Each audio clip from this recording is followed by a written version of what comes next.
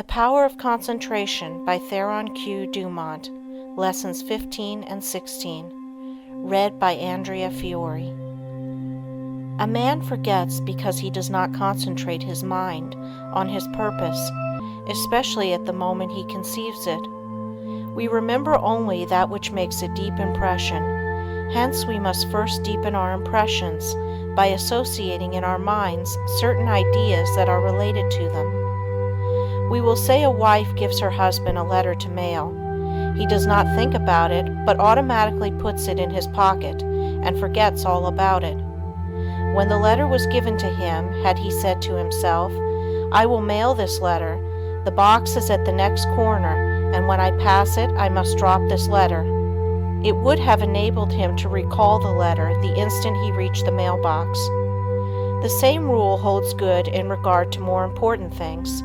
For example, if you are instructed to drop in and see Mr. Smith while out to luncheon today, you will not forget it. If at the same moment the instruction is given, you say to yourself something similar to the following: "When I get to the corner of blank street, on my way to luncheon, I shall turn to the right and call on Mr. Smith." In this way the impression is made, the connection established, and the sight of the associated object recalls the errand. The important thing to do is to deepen the impression at the very moment it enters your mind.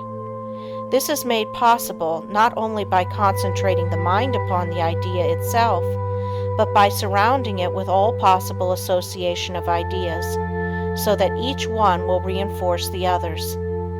The mind is governed by laws of association, such as the law that ideas which enter the mind at the same time emerge at the same time, one assisting in recalling the others.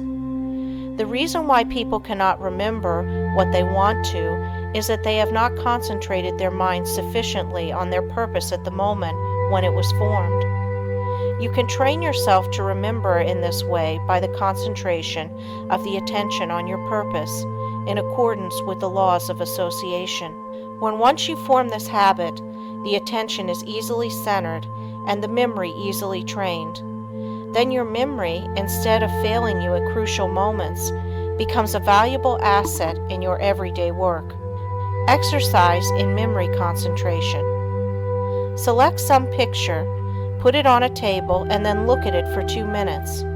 Concentrate your attention on this picture. Observe every detail. Then shut your eyes and see how much you can recall about it. Think of what the picture represents, whether it is a good subject, whether it looks natural. Think of objects in foreground, middle ground, background, of details of color and form.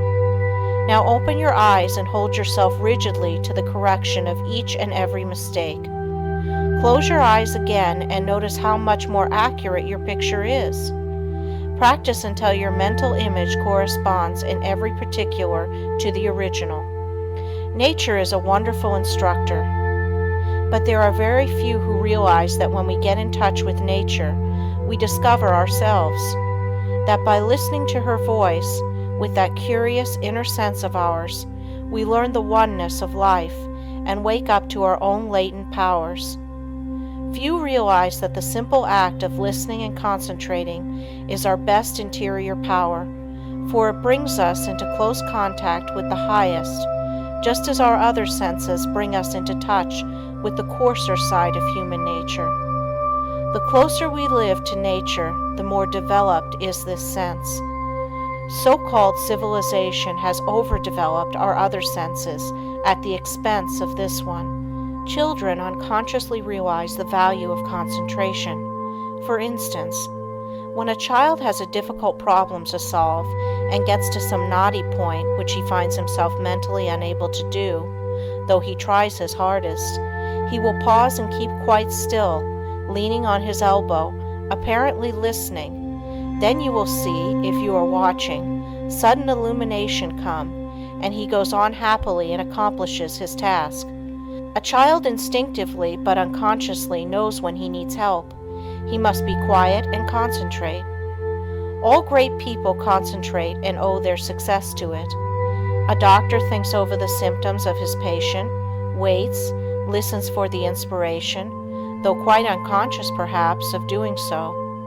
The one who diagnoses in this way seldom makes mistakes. An author thinks his plot, holds it in his mind, and then waits, and illumination comes. If you want to be able to solve difficult problems, you must learn to do the same.